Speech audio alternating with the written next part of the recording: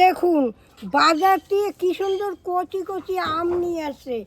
এই আম দিয়ে আর এই দেখুন সঙ্গে আছে কালো সর্ষে, এই সাদা সর্ষে, এই দিয়া আজকে আম কাসুন্দি বানাবো। কি করে বানাই আপনারা দেখতে থাকুন। এই দেখুন অনেকগুলো সর্ষে আছে, তো আমি অল্প অল্প করে বেটে নেব।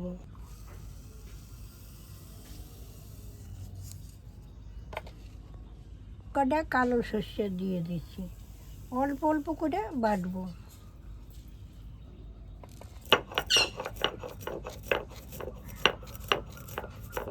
জানেন, আপনারা যখন কাসুন্দি করবেন না, তখন দোকানে যাবেন তো পুরনো আর নতুন সর্ষে আছে, কিন্তু আপনারা কিন্তু পুরনো সর্ষেটাই আনবেন, ওইটারই কাসুন্দি ভালো হয়।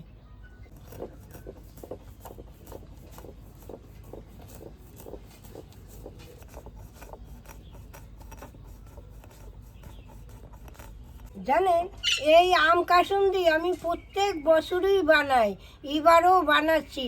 আমার নাতনি ভালো খায়। কি করব বলেন তো, গরম পড়ে গেছে, ভাত ভুত খেতে ইচ্ছা করে না।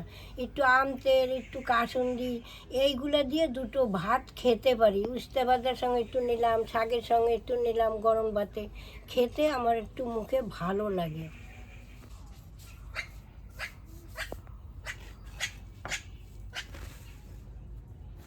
চাপ ধরে গেছে বাটার।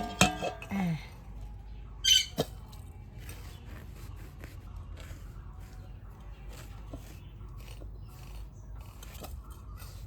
এই দেখুন এতটাই নিলাম, এতগুলা সর্ষে, এতগুলা আম আমি বানাবো না।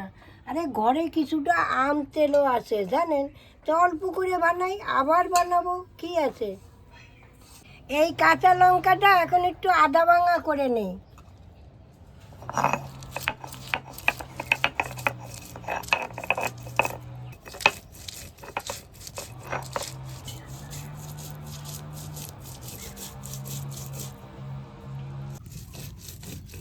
এই দেখুন হয়ে গেছে বাটা, এইবার আমি তুলে নিচ্ছি।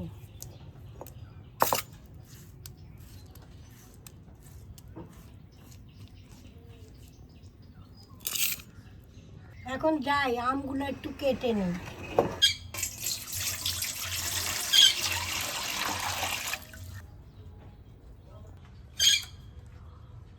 আমগুলা একদম কচি, দেখো। ঠাকুমা, এই আম তো মানে হেভি টক না গো? হ্যাঁ, আমরুপালি আম না।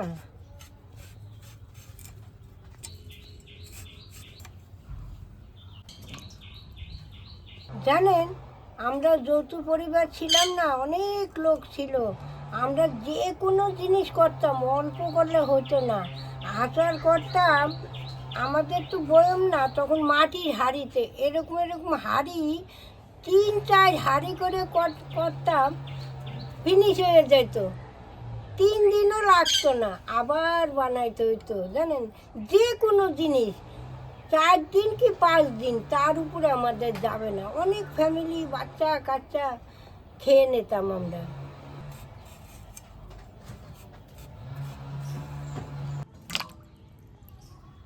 এইবার আমটা আমি ভালো করে ধুয়ে নিচ্ছি।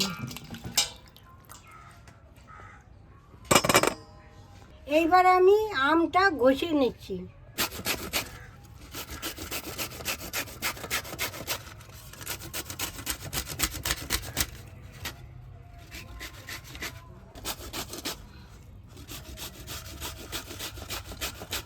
দেখুন, এই কলা গাছটা যে পড়ে গেছিল, তারপরে দেখুন কলা গাছটা যাতে বাঁচবে, এখনো বেঁচে আছে।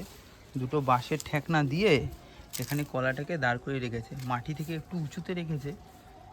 কলাগুলো তাড়াতাড়ি বড় হবে নাকি, কিন্তু জানি না এই কলাগুলো বাড়বে নাকি এরপরে আর। এই দেখুন মাটি থেকে অনেকটা উঁচুতে আছে, দেখি কতদিন বাড়ে। ঠাকমা, ঠাকমা, এ কি পাকবে? দেখা যাক পাকে নাকি কলা।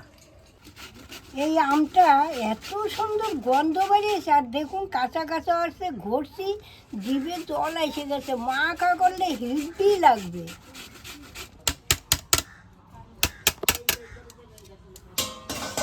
দেখুন আমগুলো আমি এইভাবে ঘষে নিছি, দেখুন কি সুন্দর করে। এই ঘষা আম দিয়ে সব কিছু দিয়ে এখন আমি মেখে নিচ্ছি।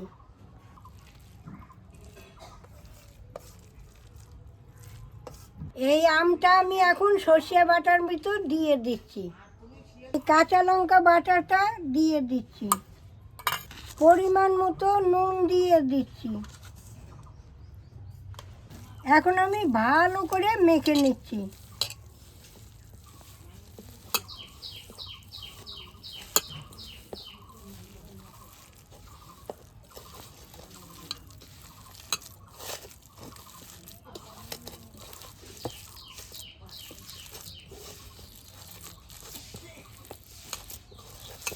এইবার এর ভিতরে অল্প একটু হলুদ দিয়ে দিচ্ছি, আর একটু মনে হয় নুন লাগবে, দিয়ে দিচ্ছি।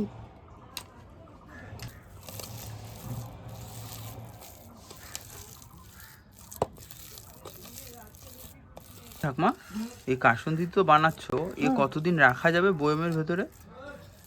ও ভিনিগার দেবো, ভিনিগার দিলে 1 বছর রাখা যাবে। একটু ভিনিগারটা এটা নিয়ে আসো না। একটু দেবে? ভালো কথাই মনে করছো, হ্যাঁ একটু দেবো, ভুলে গেছিলাম। এইবার একটু ভিনিগার দিয়ে দিচ্ছি, এই পরিমাণ মতো। এইটা দিলে অনেক দিন রাখা যাবে। 1 বছর থেকে যাবে? হ্যাঁ 1 বছর রাখা যাবে। ফ্রিজে রাখবা বয়ম ভরে। এইবার একটু সর্ষের তেল দেব। এবার একটু সর্ষের তেল দিয়ে দিচ্ছি, কাঁচা তেল এটা, কিন্তু কাঁচা সর্ষের তেল দিলে ভালো হয়। এই ঠাকমা, আর কি তেল লাগবে পরে? না, আর লাগবে না, এতে হয়ে যাবে? হুম। ঠাকমা, আর একটু বেশি করে বানাতে পারতে। আবার বানাই দেবো, আম আছে তো, বানাই দেবো আবার। চল, লাগে খেতে ও। হুম, কি সুন্দর গন্ধ বেরিয়েছে না, গরম ভাতের সঙ্গে হেব্বি লাগবে। একটু খেয়ে দেখি কেরম হয়েছে। হ্যাঁ,